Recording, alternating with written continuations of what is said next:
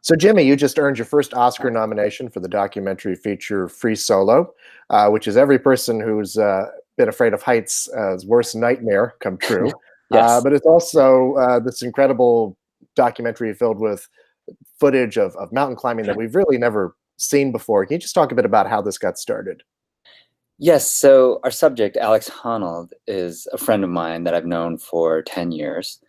And, I've made a career of filming and shooting expeditions and some of the top athletes in the kind of outdoor space, whether that's snowboarding or skiing or mountain climbing or rock climbing. I've really had the great fortune of working with some of the best athletes at the peak of their career. So I've seen a lot, and I've worked with some incredible athletes and characters. When I first heard of what Alex was doing, I didn't believe it, because in the world of free soloing, and I've been a professional climber as well for 20 years, what he was accomplishing almost seemed impossible.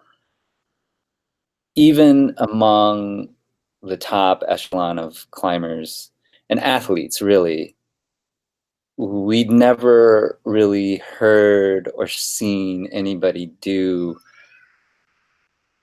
what Alex is doing, which is essentially executing perfection when the stakes are life and death, and for such prolonged periods of time where the technical aspects of the climbing are extraordinarily high, like an Olympic level kind of technical aspects. So that part of it was, kind of the initial part that I was really interested in terms of he's just an extraordinary athlete. But the films Chai and I like to make, we don't want to make a sports documentary. The films that we make have to have emotional depth, have to have, character development and an evolution. And we want to bring people in on a journey. And part of Alex's story that was really interesting to us was that, the reason he started free soloing was because it was less scary for him to go climb up thousands of feet without a rope than it was for him to ask somebody to be his climbing partner. And in essence, because he was this awkward, shy misfit that didn't know how to connect with people. And so, that as a baseline for us to kind of develop who this person is was also very interesting, because then he becomes like the greatest free soloist of all time. Well, considering, I mean, as you said, it's difficult for him to make a connection with another person, and as an introverted person, was he initially on board with having a film made about him, or was it kind of a struggle to get him agreed to do this? Well, I mean, I think even since I've known him from his early 20s, he's adjusted. And I think that Alex and Chai have a very trusting relationship. I've worked with Alex all over the world, climbed with him all over the world. And we've been through a lot together. So I think that he trusted us to tell his story in an honest way, which is the only thing that he was would have been worried about, is that we did an honest portrayal. And he knows us from our previous film, Meru. We're not sensationalists. We're very restrained in our filmmaking. We're really focused on giving an honest portrayal of the events and who this person is. And we like to give the audience some credit and let them kind of discover, who he is without trying to shove it down their throats, So I think that we had a good trusting relationship with Alex. And, Alex, his whole kind of idea was just, I'm just going to do what I do, and you do what you do, and let's see what happens. Mm-hmm. Now you, I guess, divided up the filmmaking between you and Shai in a sense where I think she was on the ground and you were kind of more up in the rocks. Is that right? Yeah. Yes. I mean, Chai and I have a very uh, great working relationship. And I think, we both say this all the time. There's no way that either one of us alone could have made Free Solo. And so we really lean on each other's strengths. And Chai brings something very unique to the table in a very specific perspective. And I bring something, that's hers. We have our respective strengths, and we also trust each other in those strengths. And so I think Free Solo is kind of like a perfect, marriage of our talents, in the sense that, I have an intimate knowledge of this world, of the climbing world, of Alex and how he functions, uh, which is really important because I've always struggled with the misperceptions around climbing and adventure sports. People just think that, they're the the climbers are really extreme people and they don't really think about what they're doing. I mean, there's a lot of misperceptions around it. So I want to give people a good sense of what it actually is, that's the best people in this field are actually the most calculated people in the world that I know of. But also that brings me sometimes too close to it. And Chai has this outside perspective where she can really see it from another angle. And then she's very focused on the narrative and the character development. And we kind of, work together to mold the narrative, and,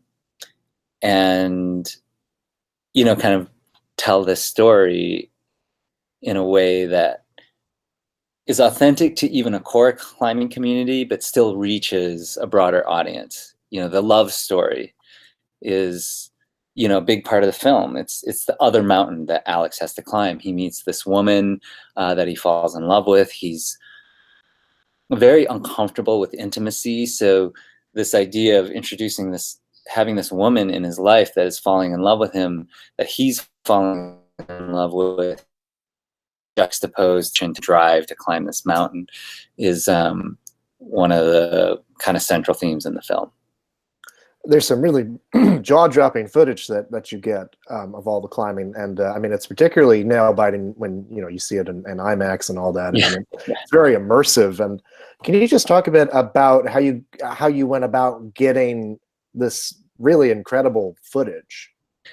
Yeah, so I'm a professional climber, but I've also been filming in the high angle world for 20 years. And then I built a team where the first criteria was that they had to be elite professional climbers. If you look up any member of our high angle team, you'll see that they're not only professional, like incredible professional climbers, well respected, and incredible cinematographers. They are the elite of the elite, and there's only a handful of them in the world. And of course, I know all of them because it's a very small space that we kind of live in. And that was critical. Like, we needed a team of people who could move around on El Cap and not think it was a big deal. And El Cap is, it's a 3,000-foot wall, like ocean of granite. It's highly technical to move around on El Cap. But most of the guys on the team have climbed El Cap 30, 40 times. I've climbed it probably 25 times. And we've climbed, all over the world, and everybody on the team knew Alex.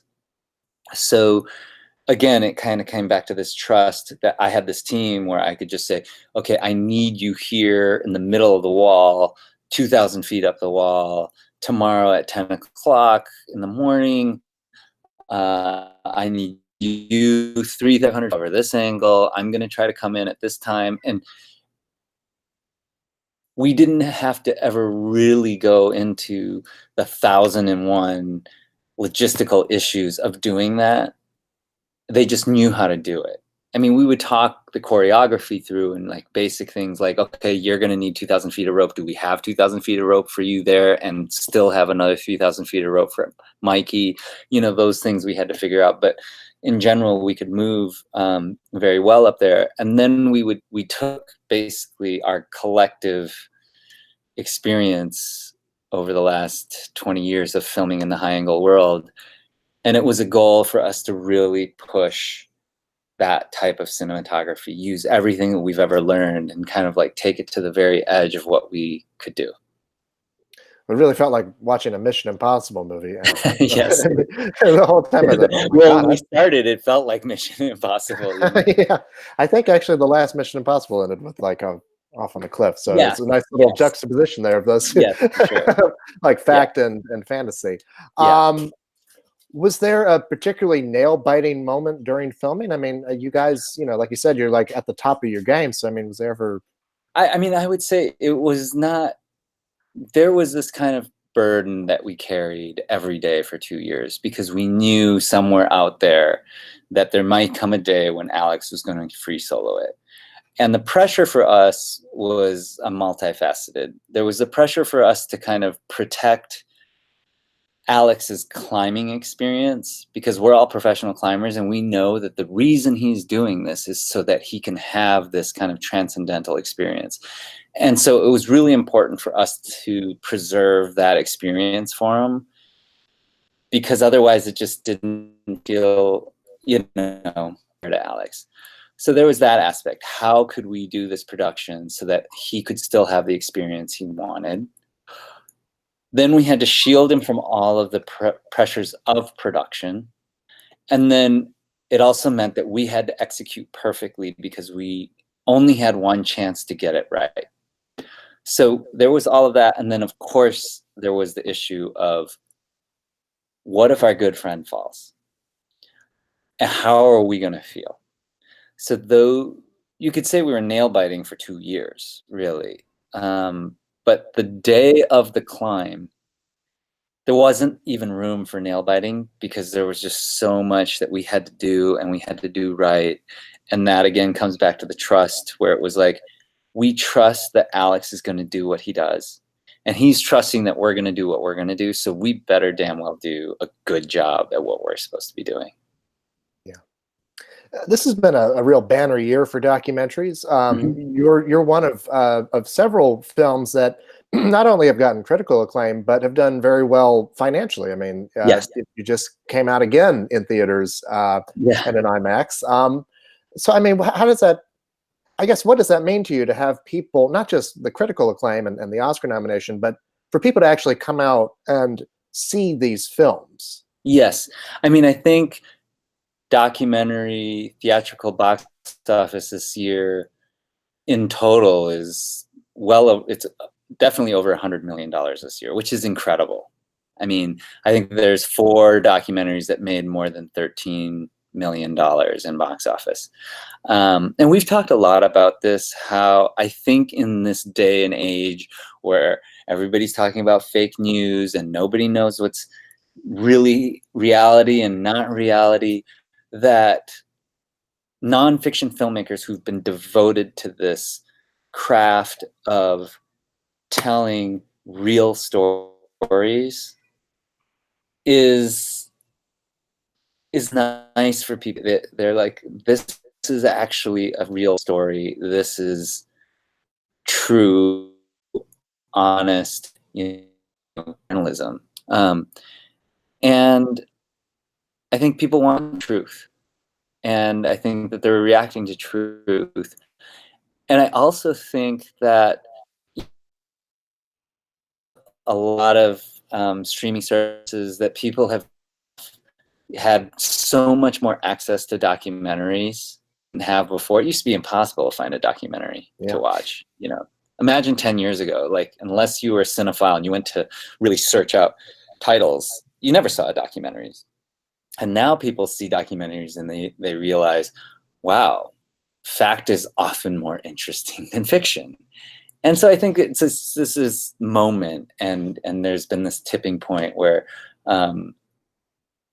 people find documentaries very entertaining. Yeah. And I mean, to be among one of the 5 nominees at the Oscars, Yeah. in such a great year, what did that mean for you? I think when we saw the other box office numbers, we were like, wow, it's a very competitive field this year. And so, I think didn't have, we kept our expectations in check. I always do, but, you know, we're just proud to be in the lineup with everybody. And we're moved that audiences have reacted the way they have to the film, and thankful, of course. You just never know how films are going to land with people, and the timing. I mean, there's all kinds of variables that are out of your control. You just don't know what's going to happen. And to get this far with this film means a lot to us. And I really believe it's because of all of the heart and commitment that everybody on our team put into making this film, and what everybody brought to the table. Well, it's an incredible movie, and for anybody watching this now, you can go see it in theaters and in IMAX, which you definitely should do. Jimmy, thank you so much. Congratulations. Yes, thank you so much for having me.